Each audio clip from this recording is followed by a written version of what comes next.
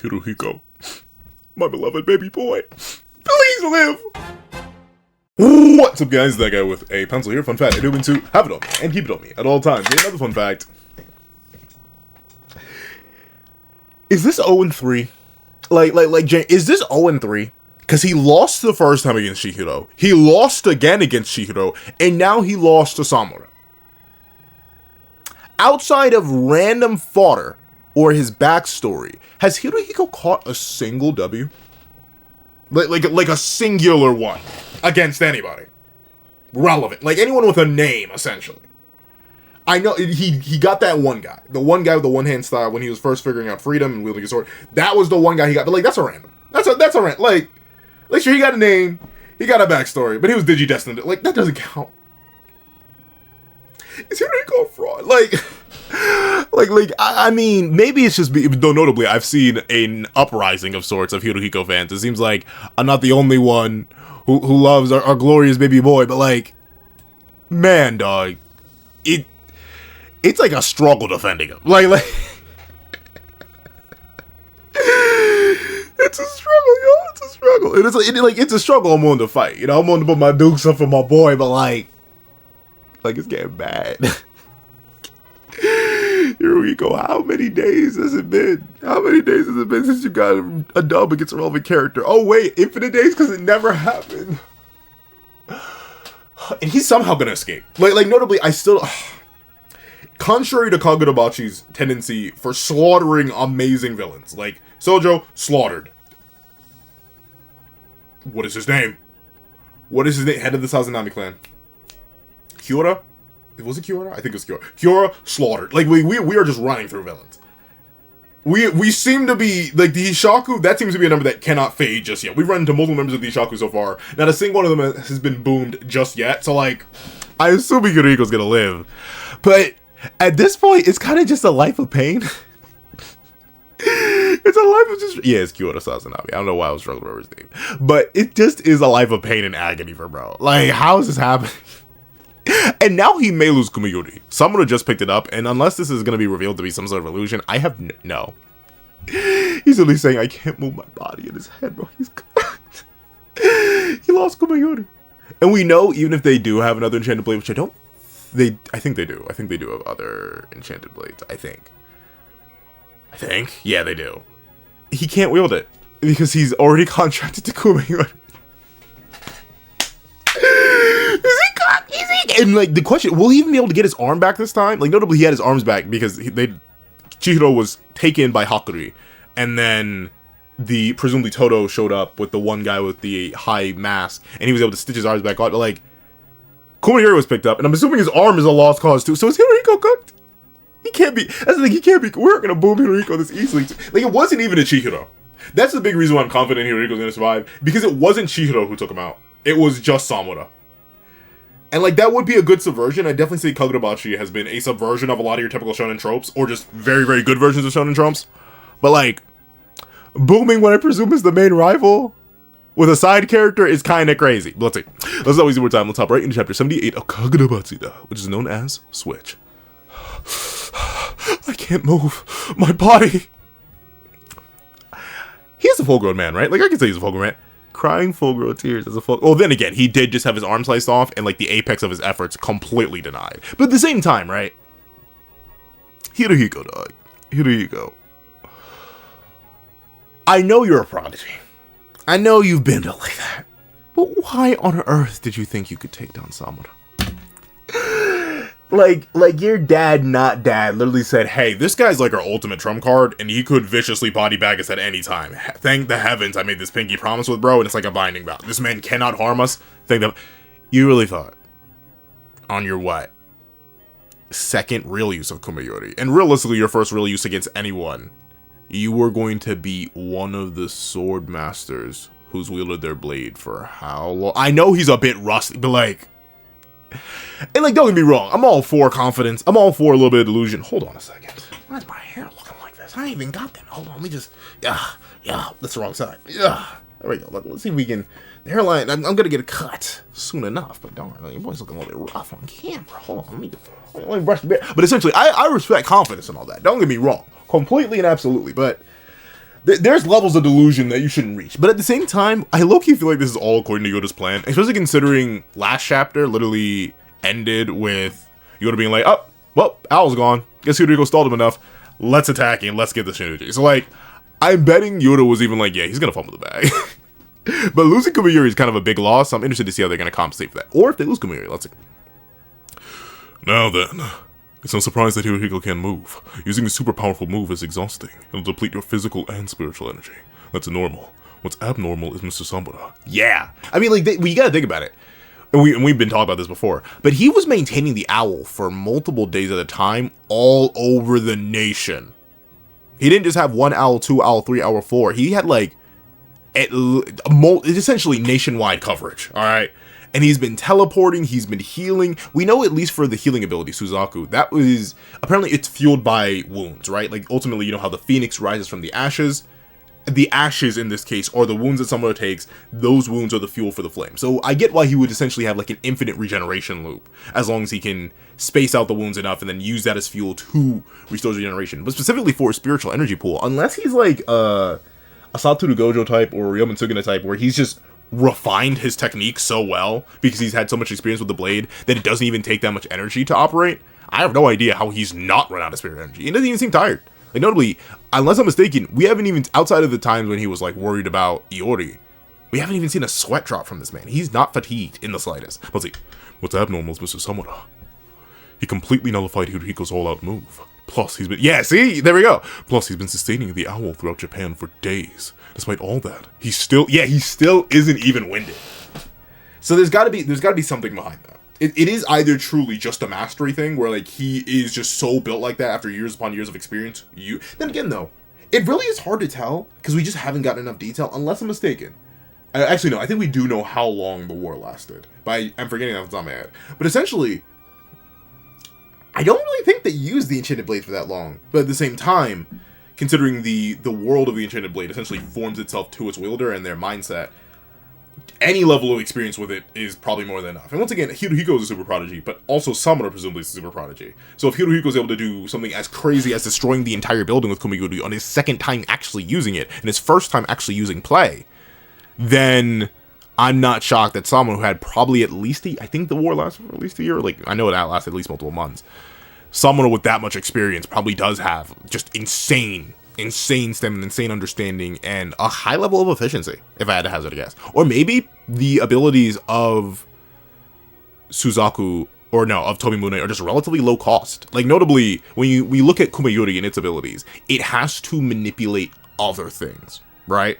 Things that are beyond its control. Play inhabits and controls inanimate objects. That's going to burn a bunch of energy from the bodies all the way to the building. For Kumayori's other ability, that is sending out a signal, a magical signal, to disrupt the brains of others. Also, once again, manipulating other things. Meanwhile, for Tobimune, outside of the Suzaku being used to heal somebody else, as we've seen with Chihiro and presumably Uruha, it doesn't actually do too much interaction-wise with others. Samura is using the owls for his own vision, maintained by himself of himself. That's it. Suzaku uses the wounds that he takes to fuel itself. So that's once again another external energy source being used for Samura himself. And the feathers for the swapping. Once again, it's his feathers that he's swapping with. He's not actually inflicting any harm on anybody else. So maybe that's it. He's just burning solo energy because all of Tomimuni's abilities are self-specialized. Meanwhile, Kumayuri, and I'd say to a degree, even N10 are more active. Well, actually, no, I'd say N10 is also like relatively self-sustaining. And notably, while Chihiro's had stamina issues, quote unquote, because a lot of his blade affects himself for the most part and is just mainly used for surveillance, it doesn't actually take too much out of him. He's been able to fight for a pretty long time, and he's not that experienced, at least nowhere near as experienced as Samura. Let's see. He still isn't even winded. Rebirth. So you're immortal. No. Suzaku can regenerate, but it can't resurrect the dead.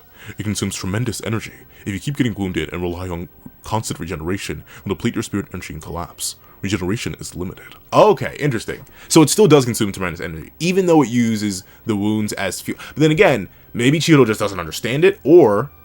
okay, so he says in theory. Let me see what Chihiro said before I go into this. In theory, anyway. Regeneration is incredible, and beyond that, there's a number of things never before recorded during the war. I don't know what sparked it, but clearly, he's evolved beyond his abilities 18 years ago. Oh, okay.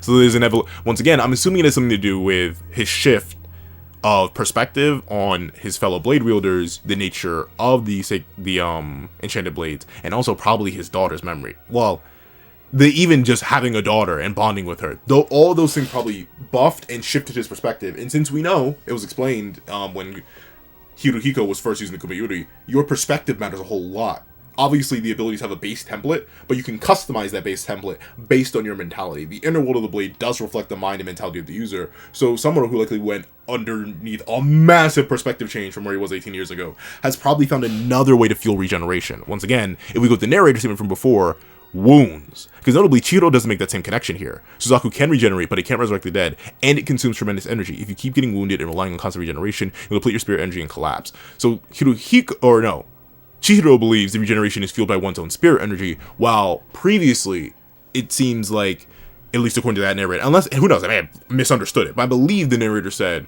when Samura regenerated, that the wounds are the fuel for this flame.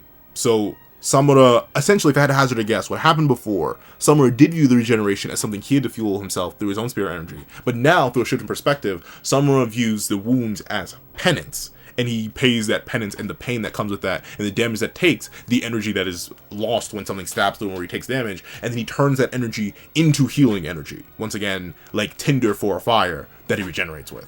And that's how I'd have to assume he's able to lower, if not flat out, negate the regeneration cost of Suzaku, and I still just think the others, since they are based entirely around Tobimune and its wielder, just don't take too much energy. And also, obviously, Samura is just a genius, talented monster with a lot of experience. Let's see. Hirohiko, please stop crying, please. Hirohiko, please. Let's see. Why does he have so much aura? Why does he have? Yo, Omni aura, bro. Like, and notably, I'll admit the Swordmaster design was actually crazy. Like I didn't talk about it too much when we had that panel of him being like, no, they all need to die. Yeah, but like, the design from the Black Scholar and everything, like the design went crazy. I ain't even gonna lie to you. But Samura just got aura. He just, in like the open blind eyes in the glowing scar wound, like it's just so cool. It's so cool. He's got the most aura out of the entire manga. And a manga full of aura farmers, by the way. Like, Kagurabachi has no shortage of aura farmers. Like, every named character who is a relevant combatant to some degree is an aura farmer. Even Hakuri, occasionally aura farms. But Samura, he's not even aura farming anymore. He's aura sharecropping. like this man's got so much aura he can loan it to somebody else and still have more aura than anyone else in the manga. Let's see. Worst thing is to finish this guy. Alright, so Hirohiko's fine. Hirohiko's fine. If I had to hazard a guess. If he's gonna try and finish him, someone's gonna save him. But I wonder why he didn't do that in the same blow. Notably, he only took Hirohiko's arm. I mean, maybe it was just like a priority thing, right? Where ultimately the main thing someone wanted to do was get Kumiguri out of his hand, so he sliced the hand that was holding Kumiguri. But at the same time, if you were close enough to take his arm off, you could have decapitated him. And you still would have been able to rip Kumiguri from his dead hands. Like obviously Hirohiko just has to live. And notably, I think it feels weird specifically in Kagurabachi because it's been so willing to boom its villains. And just a bunch of characters have just died in Kagurabachi. We've had some like false deaths and some resurrections. Mainly just Chihiro so far. Obviously, Uruha is a highly speculated, like, false death or soon-to-be regeneration or comeback thanks to our knowledge of Suzaku now, and obviously what happened to Chihiro. But, with it being the case, I think that's why I'm like, it feels lampshaded that Hirohiko's gonna live, because he's too important. And that feels weird in Kagurabachi, because it feels like almost anyone can get boomed. But at the same time, not really. So I think it is fine. And once again, I'm not complaining. I want more Hirohiko. Now my only concern is, though, is he going to get Kumiguri back? And he's even going to have an arm. Is it going to be a one-armed warrior? Let's see. First thing is to finish this guy. Signed, Hibiki-room. Samura senses something. Let's see. Oh! I forget. Why did Loki forget? He was in the last chat. Why did I forget bro was here? What's his name? Gosh darn it. Sword guy. No. Where's my Googler? Googler, come to me. Is it a K name? Why do I remember? I remember Yura. We haven't gotten the name of the one guy. Hold on. Hishaku Kagurabachi. I don't know why I say that. I have no idea where that tendency came from, but I've been saying Kagurabachi for a while, and I have no idea why. Kuguri. I knew it was a K name. But my brain was like, it's Kyorra. But I'm like, no, it's not Kyorra. It's a K name. My brain was like, Kyorra is a K name. And it kept saying that. But Kuguri, he's here. And notably, W homie, because he didn't want to fight Samura. Like, he admitted that. He's like, no. Like, the second Samura showed up, he went into hiding. So he was like, I do not want any sort of smoke at all with this demon. And I don't blame him, right? Kuguri, well, he was a powerful assassin. Or not assassin. He's a powerful sorcerer, presumably. Once again, he's a member of the Ishaku. It's just been established that just having an enchanted blade overall, even if you don't have sorcery, or even if you are a powerful sorcerer, the enchanted blade kind of just definitely clears the gap. And we've even seen sorcerers struggle with Samura already when he didn't have an enchanted blade. So essentially, a base Samura was already a monster in of himself, and then you give him Tobimune. I'm not shocked that Kuguri, a person who does respect and know swordsmanship and has already admitted to the extreme difficulty of the EI White Purity style, which we know Samura and Uraha were the only two masters of. Someone who respects swordsmanship and respects swordplay as much as Kuguri. Avoiding all smoke with Samura just makes genuine sense while he has Tobimune. But at the same time, W-Mans, he's actually probably sensed that Hirohiko was about to just die. And is like, nah, we can't let that happen. Gotta save the boy. So let's see. Oh, but he does react to Samura here. Samura swings, slices the whole door apart. But Kuguri ducks. He swings back through the debris. Uh-oh. Samura looks a little bit pressed here. What's about to happen? Or not! Or not! Kuguri, please don't get moved! Oh, okay. Looks like he's about to use his sorcery. But, darn! So, that's crazy. I read this look as like someone being slightly concerned. No. He closes his eyes, swings. Oh, actually, no. Interesting. Yeah, he reacts. So, Kuguri goes in for the swing, completes the swing, or maybe not even, because it looks like if this was a complete overarching slice, right? Like if Kuguri was, I could grab one of my swords, but I rarely ever use the Jingu Bang in videos. But if Kuguri was going for a complete slice, right? So let's see, he starts down here with the sword in his grip. It looks like he's reeling back. He swings, moving forward as he does. Before the blade in his arm could get past this extension point, Samura slices his blade in half. And from the direction of it, it looks like he didn't even slice the side of the blade. It looks like he just straight through it, breaking Kuguri's sword. And then it looks like he's going to resheath into immediately bisecting Kuguri, but it looks like Kuguri's about to use something. Ooh, Twilight Wave? Why is that one of the coldest attack names in the series already? What does this do? Let's see. Kuguri's sorcery enables him to store heat generated in his body during battle and unleash it at will. Its capacity is unlimited. Whoa, really? Really? Oh, yeah, that's actually really good. Unlimited capacity? Heat death of the universe. What? Let's see. Its capacity is unlimited. The more he accumulates, the more powerful it gets. For the past 7 months, Kuguri has only been fighting with a sword. Ah, okay. That's smart, though. That's smart. Honestly, that's the way I would do it, especially if I had such a specific sorcery. Or, like, any sort of specific ability. If my ability is conditional on me doing something beforehand, if I can fight in another way, I will try to do that. For any of the enchanted blade wielders or anyone with more traditional sorcery, like Hirohiko, for example, right, when he still had his paper sorcery, that can just be used at will. Sure, he needed a little bit of prep time in order to, like, fold the paper, but outside of that, he didn't even need to fold the paper at the time. He could just use regular paper. For Kuguri, something like that, especially considering its capacity is unlimited, but how much is a small amount of heat going to do? So for 7 months, he better, like, boom half the building off, let's say. But then again, it's just the heat generated when he moves. How much heat does the human body generate? A lot, presumably, especially over 7 months. I'm wondering how much of an explosion this will be. Twilight Wave. Okay. There we, that's a solid set. That's basically a Kamehameha wave, bro. What? The scale of that is, that is what, 3 stories worth of damage? Okay, Kuguri, I see you. Oh, but someone took no damage. Ah, and they got Hirohiko. Okay, so it'll be fine. But notably, it does look like Samura still, does he have Kumiyuri on him? Oh, no, where's Kumiyuri? Is this meant to be Kumiyuri? Because he has the sheath in one hand. I think this is meant to be Kumiyuri here, so I think he does still have it. But, did they get his arm? They withdrew. I mean, that's smart, right? Like, this is an unwinnable battle.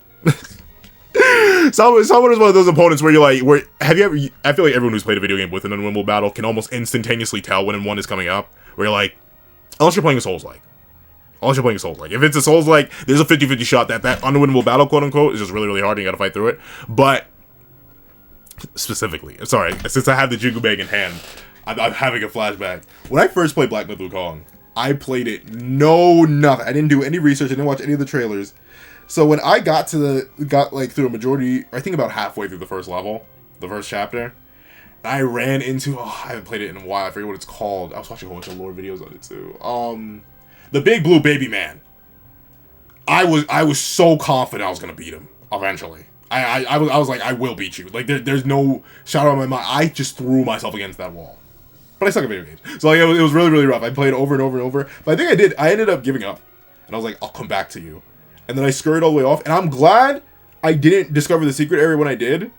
Or when I was first playing through, even though it was so easy. I'm so shocked I missed the first secret area in Black Myth Wukong. But I ran right on past it. I beat a whole bunch of the other bosses. And then right before the final boss, or what I thought was the final boss, I think I got to the Black Wind King. And I was like, seeing the final boss, so I finally turned around. And then I went back and beat it. And then I went back and beat it. But then again, I'd leveled up a whole bunch. And I made it a lot more manageable for me. But I just didn't know. At first, I was like, this gotta be unbeatable. Well, then I was like, it has a health bar. I keep respawning. There's no cutscenes happening. I just gotta kill this thing. And so I eventually figured out how to kill it. But for Samura, he's unbeatable. Like, it's literally not worth fighting him right now. So I completely get why they did. Let's see. Flicker? Okay. Look at that though. The heat still ended up damaging them a little bit. But Toto managed to save Hirohiko. But where is his arm? Let's see. Hirohiko, you okay? He's alive. He's alive. He's breathing. He's breathing. I mean, if that's okay, that's okay. He's alive. Let's see. Hirohiko, you okay? Oh, what do you think? Oh, he doesn't look good. Yeah. I couldn't. He's armless now. Yeah, we're correct. Hirohiko is either going to get the craziest amp for this, or he's going to turn into the most fodder character ever. Which is crazy, because he hasn't gotten a single relevant up. That is so bad. What do you mean he's down to one arm? Yo, Hirohiko basically the protagonist, bro. Why is he struggling so much? He doesn't have an arm. He lost his enchanted blade. What? Let's see. I couldn't retrieve his arm. He's going to be out of commission for a while. You don't say. You don't say. He's cooked. He's just a dude now. He has fighting skills, and he slaughtered a man as a child. Under bad circumstances, but still he did that. So like, he's clearly not fodder, but no enchanted blade, no sorcery, no arm. What kind of struggle rival is this, bro? Is this the rival from the dollar store? What's happening, bro? Let's see.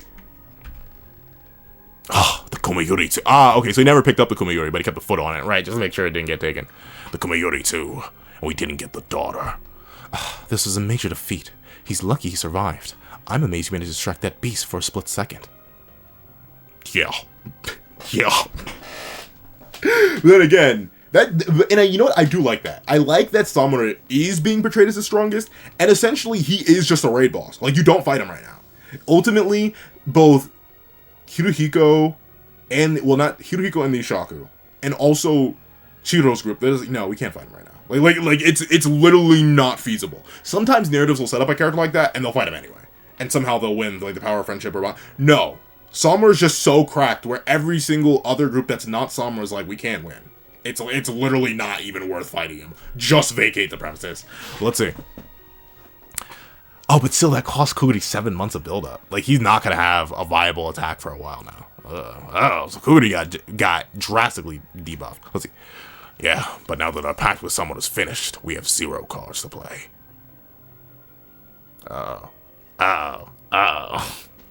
So wait, that finished their pact? Yeah, I guess technically because they attacked each other. Now that was the thing, right? The pact is only based on a non-violence agreement and a non-use of the enchanted blades, but Hirohiko broke both of those. So now, is it free? But then again, is it finished for everything? Like, hypothetically, could someone teleport to Yura right now and boom him? Is that possible? Maybe? Or is his pact with Yura still underway because all they did was burn their... I don't know. Because the binding thing that's on their pinkies is specifically on Yura's. So I guess it represents all the Ishaku. So I wonder if we see Yura again, will he notice that fading and be like, oh, they freed Samura. Why did they free Samura? Let's see. Snow? Could be because the owl was covering the sky for so long. So, whoa! Is that a feat? Can someone calculate that? How much energy does that take to actually change the weather? What? I can't believe it affected the weather. Not thirsting for a sword fight, huh? No, that kind of insane power is a real vibe killer. Yo, but you know what?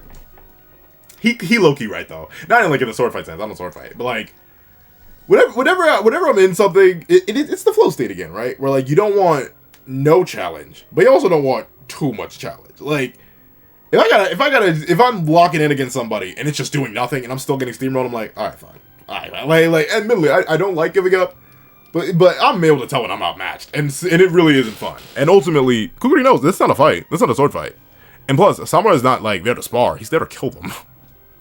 If he did not use Twilight Wave in that moment and nearly boomed the entire building, Samura would have killed them. He would have killed them all. He was literally trying to kill Hirohiko. So like, yeah, it's not worth it. Real vibe killer indeed. Right. Well, Yoda's on the move in Tokyo. Guess we have to place our bets on that. Yeah, but if Yoda... Thing is, though, even if he gets the Shinushi back, what does that matter? They're just going to have to re-break the seal again. The Swordmaster's still alive. Unless the Swordmaster and the Shinushi are being stored close to each other, which is entirely possible. I have no idea what that does for them. Because the Swordmaster's still alive. So, like, what? And now that the pact with someone is broken, I don't know how that's going to work. Let's see.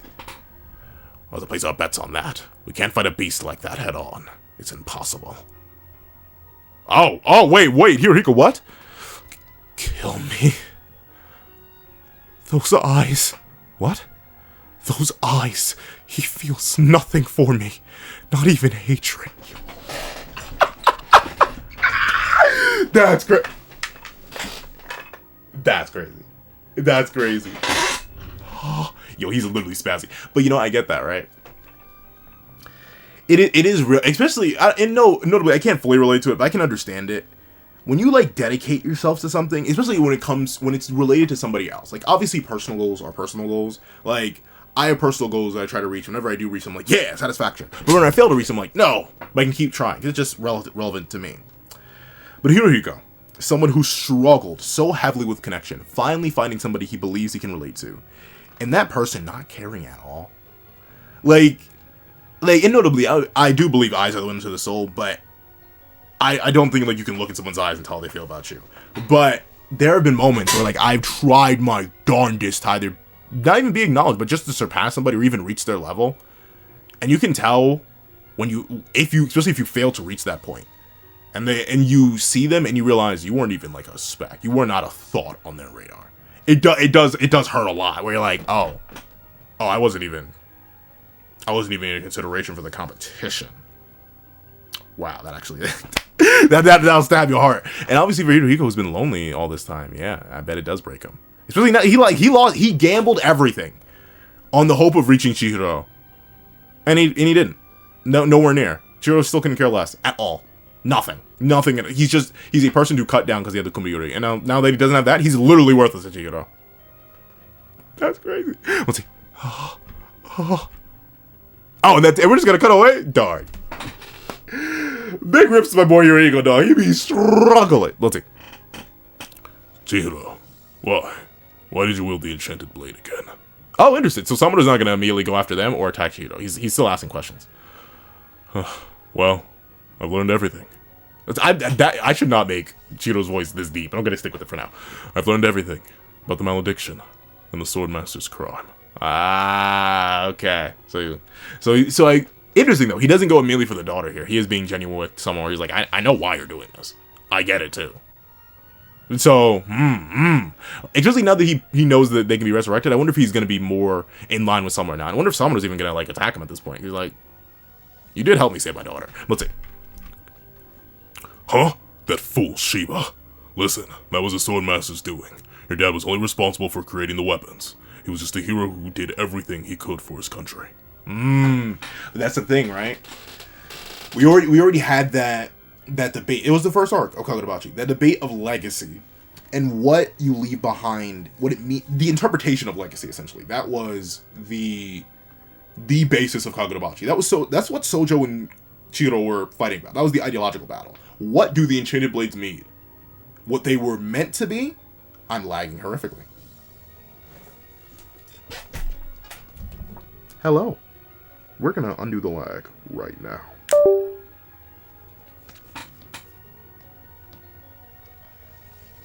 At least I hope we're gonna undo the lag. Let's see. Yeah. All right. Yeah, we're back to normal. But that's what the whole opening arc of Kagurabachi was about. Very specifically, what does your legacy mean? Or essentially, do your intentions matter when other people can interpret them differently, right? ultimately, Sojo had a different interpretation of what the Enchanted Blades and their existence and legacy meant, while Chihiro had a different interpretation because they both had completely different backgrounds and views relative to the Enchanted Blades. So ultimately, Samura is kind of right. It wasn't his dad's fault. But at the same time, if his dad never made the blades, the malediction wouldn't have happened. It wouldn't be a possibility that now could ravage Japan at any moment. So like, that is a case where like, yeah, technically it wasn't his fault. And it isn't Chihiro's responsibility to make up for the responsibilities of somebody else. It's not even like a sins of the father thing. It's a sins of a man who was friends with his father. Like, that has nothing to do with him. But at the same time, Chihiro is someone who has direct care about the legacy, the use, and just the existence of the Enchanted Blades. Because of his legacy, because of his father, he can't step out of that. He can't leave that behind. Once again, that's why we got that beautiful parallel, I believe it was last chapter, of seeing the kids and their parents. From Iori and Samura to Hakuri and Kyura to Chihiro and Kunishige.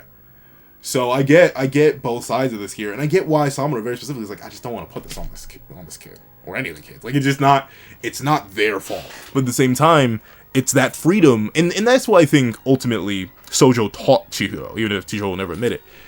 It's the freedom of choice, right? You can interpret anything how you want to interpret it. And you can do what you want based on those interpretations, as long as you have the free ability to do so. And Chihiro has the free ability to do so, and this is his choice. We'll see. So I'm told Mr. Shiba said the same thing. He still isn't swallowing it. Yeah, I mean, that's the thing, right? Like, you can tell him all he wants, but now he knows that things are way more complicated, way more dark, way more twisted than they ever were before. We'll see. Well, if you know about the malediction, we can cut to the chase. The Sword Master can't be allowed to live. To that end, you're willing to let all the sword bearers die, yourself included? It's necessary to stop the malediction, and for Yori's future too. Yeah, I get that. But once again, it really is it's a symptom versus problem thing. As long as something as powerful as a Tsunuchi exists, something worse than the malediction can be born, right? Because we know, especially now that we know fully, that the Enchanted Blades are essentially I'm not going to say they're a blank canvas. I'd say they're all art forms. So there's drawing with a pencil, there's drawing with pen, there's painting, there's sculpting, there's origami, there's all these different art forms. That's essentially what the Enchanted Blades are. They're art forms. And then the person who wields the Enchanted Blade is still limited by what that art form allows. You are not going to be able to sculpt with a pencil. I mean, you can like chip at things with a pencil, but like you're drawing with a pencil. That's what the Enchanted Blades are. They're that simple art form. And then it is up to the wielder of the Enchanted Blade, the person of the art form, to create whatever art they want within those limitations provided by the art form provided by the Enchanted Blade. So, the slaughtering of all the sword masters would definitely prevent the malediction. But since the malediction is known about, and considering it's Yoda who wants to wield it next, and he knows of the malediction, and we don't know what his internal heart reflects, he could create something even worse. So, he could be another symptom. What's the source of the illness? The Enchanted Blades. So realistically, the main goal of Samura shouldn't just be to slaughter the sword bearers and himself. It should be to destroy the Enchanted Blades. And once again, that's kind of an underarching theme of the series so far too.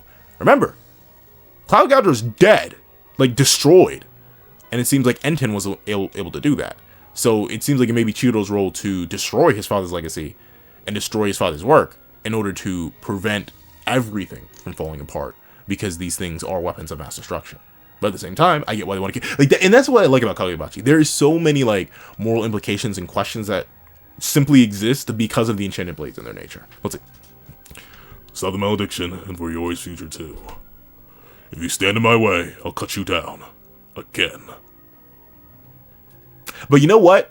Samura is giving him the option here. He's not even saying, hey, since you wield the Enchanted Blade, I'm gonna kill you. Just like I said, he's like, hey, you stay out of my way, you let me do what I gotta do for the sake of the future, and specifically my daughters, you're good, Chief. I ain't even gonna cut you. But at the same time, I wonder, can Chihiro offer to work with him then? Can he be like, fine, we'll do it. Let's do it together. But then again, I feel like, that's the thing though. I don't want Samura to be an ally this soon. I would want him to be like a third party, essentially. I like the three-way dynamic of Samura, the strongest in the verse individually right now, the Hishaku, and Chihiro's group. Let's see. What Iori needs for her future is you. You're wondering why I took up the Enchanted Blade again. Honestly, I did it to stop you. Don't say that. Don't say it. He'll boom you. He'll boom you, Chihiro. He'll boom you. Oh, and we're cutting. Okay, so we're getting a bunch of different perspectives this chapter. So we're cutting away from this. I wonder what someone's response is going to be to that. to both the claim that what Iori needs is you, aka Samura returning to Iori's life and not abandoning her, even if it is for her own safety, and Chihiro saying, I took up the Enchanted Blade to stop you. What does that mean? What does stopping him mean in this context? Let's see. Tokyo. So, shall we fight? Okay, so they're breaking down. This guy actually kind of looks like Kuguri. But not really. I guess it's just the general design. Let's see. Twitch. The owl cleared up. The Mossman reported they encountered Samura in Kyoto. That's one way to put it. They also encountered 3 Hishaku and confirmed their possession of the Kumiguri. No longer anymore. Okay, so we are a little bit back in time. Well, actually, maybe not. Because if the owl cleared up, then they aren't back in time. They should know that the Kumiguri is now... Well, actually, it's likely there still is a delay in information, right? Like, the Mossman probably haven't communicated that. Why is your neck so long? Why are you so long? Why do you look like this? You look disgusting. Let's see. Uh-oh. Enemy attack. Enemy attack. There's been a hit to the force field over the Shinichi. A pine tree spell. It's the Hishaku. They sure are busy. Hard to believe they'd attack HQ. The Shinichi is currently being held at Kabanami headquarters, and deeper down, the Swordmaster is in prison. Oh, so they are keeping them in close proximity. So Yura can really kill 2 birds with one stone here. With someone not watching, if Yura gets his hands on the Shinichi and teleports that out, he can keep going and kill the Swordmaster. So, okay. They didn't split them up. I get it. You gotta keep all the resources close at hand, considering they're only keeping the Swordmaster alive for those reasons. So, I get it. But, ooh, that's risky. Because it could have a backwards effect where Yura couldn't get his hands on it. The Swordmaster could possibly get his hands, because we know Swordmaster can remotely control the Shinichi. Even though they resealed it, I wouldn't be shocked if the Hishaku would be able to unseal it pretty quickly. Let's see. And deeper down, the Swordmaster is in prison there. In the Tokyo Underground facility, there are over 500 employees, including non-combat. Oh, sacrifices. It's protected by a solid rectangular force field. Interesting. Wonder why specifically rectangular. I guess just convenient. Not a spear. This thing... Oh, he actually looks a lot younger than he typically does. I swear this guy always looks older. He actually looks pretty young here. Let's see. This thing's strong! Let's welcome them. Allow them to penetrate the first level. Huh? But our primary mission is to protect the citizen from sorcery attacks. We can't allow a surface battle. Ah, okay. So there is some genuine care by the Kagurabachi for the sake. It isn't all for their own power and control, stuff like that. There's a little bit of genuine care. Let's see. We can't allow a surface battle. Retract the protective force field. Invaders detected on level 1. We have 7. 7? That's the rest of the Isha. Oh, okay, so they're going all in. Yeah. Okay, so yours getting the Shinichi. He's at least getting the Shinichi, and he may come clap the Sword Bear's cheek. But then again, I get why he's dropping full resources now. Samura's free. Sure, the owl being gone is good, but especially if he noticed the pinky thing fade, he knows they're on a strict time limit now. The one promise he made now is over. So the second someone hunts them down, it's cooked. Let's see. 7 visitors. Huh? According to the intel from Okuda's son, there are 10 Ishaku. 3 of them were confirmed to be in Kyoto. These 7 are. It's the remaining forces of the Ishaku. Send a force to intercept them. A top-level one as well. Okay, let's see. I'll hit them. Oh, this guy's supposed to be relative to Shiba, right? But then again, Shiba's a weirdo. Like, he's very strong. He's also a strange fellow. I don't know. Let's see how strong this guy is. I'll hit them. The Ishaku. I thought they were going to use Samura to hunt down the contracted swordbearers first. That's why I assigned Shiba and Hiyuki to security. Ah, so it was bait. So Yuri really is playing 3D chess here. He knew ultimately, since the swordbearers needed guarding and they wouldn't keep them all in the same place, they'd send their strongest members to guard the swordbearers in their lives, because they thought Samura was going to go after them, thusly leaving HQ with less powerful people there. Obviously, Shiba can teleport back, presumably, but with Shiba and Hiyuki, the 2 people who, at least in their own ways, are somehow able to rival top-tier sorcerers or even sometimes enchanted blade wielders, now they're not here, and likely can't get back here quickly enough based on limited communication that's established. So, attacking full force with the remaining 70 Shaku, that's a smart move to do. I see you playing the mind game. Let's see. They can't expect to take this place down without an enchanted blade. Was their plan foiled by someone being held back? No. This almost seemed like they were planning on him disengaging the owl. Yeah, that's the thing though. You don't have enough information about the Ishaku to know that they'd not be able to break through that. They're too much of an unknown. That's the thing. So I think right now the Kabanami's overestimating themselves and or underestimating the Hishaku and their potential for absolute danger, devastation, and chaos. Well, let's see. What are they plotting? Well, in any case, if this place is the battlefield... All non-combatants, evacuate immediately to the lowest level. Sorry, I know you're just waking up, But as you can see, it's an emergency. Can you move? At your service, sir. Look at him. He's back. He's back. Hey. But what's he gonna do? Summon Chihiro? Summon Samura? Like they I don't know. Kuguri, he's not the best hand-to-hand combat. Are you gonna send him up against the chakra? We'll see. We'll see. But overall, darn, this is 40-minute review. Gee. W chapter. I like it. It's a very packed chapter. This is one of the, like, a lot happens in this chapter when you think about it. From the opener of confirming, you know, Hirohiko losing the arm, to him being saved by Kuguri, and Kuguri revealing his sorcery, and them escaping, confirming that they're all fine, from Hirohiko's loss, like darn near loss of will to live. Unless he's saying those eyes kill me. I think he says kill me, those eyes. He literally just wants to die now, which is a crazy thing. Him losing Kumiyuri and his arm is a crazy enough for Hirohiko, who already kind of wasn't relevant against any named relevant characters. Samura and Chihiro having this discussion, and Samura's mentality slightly shifting and not immediately striking down Chihiro. And also Chihiro bringing up the idea of Samura's daughter, how that's going to play in everything, plus Chihiro deciding he still wants to stand in the way of Samura. That's going to be interesting to see how that plays out. And obviously Kabunami HQ being under attack by the entire rest of the Hishaku. And not only this guy, who's supposed to be relative to Shiba, but also Hakuri getting engaged. So much happens. I'm excited.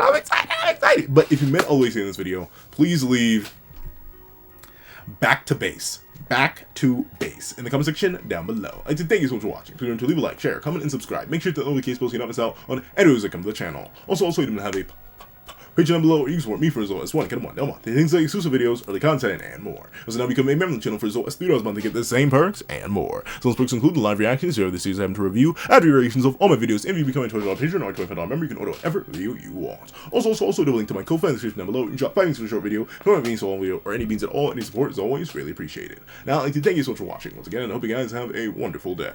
This is that guy with the pencil, writing off.